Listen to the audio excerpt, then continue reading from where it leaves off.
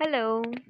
এই ঝিরঝিরে বৃষ্টি আর গরম গরম বিরিয়ানি যেন বৃষ্টি ভেজা দিনটাকে আরো বেশি সুন্দর করে তোলে। বৃষ্টি আর বিরিয়ানির কথায় মনে এলো পূর্ব বাংলার সেই ছোট্ট ইন্দুবালার কথা। সে নাকি সেখানকার এক বড় গ্রামে থাকতো।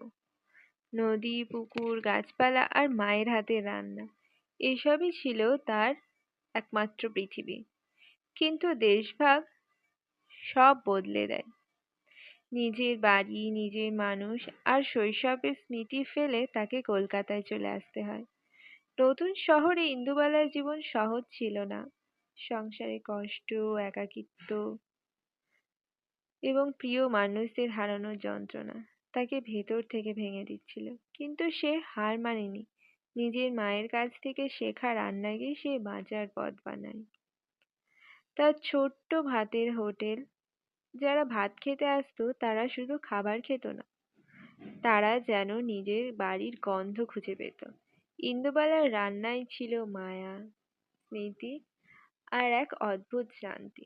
প্রতিটি খাবারের সঙ্গে জড়িয়ে থাকতো কোনো না কোনো গল্প।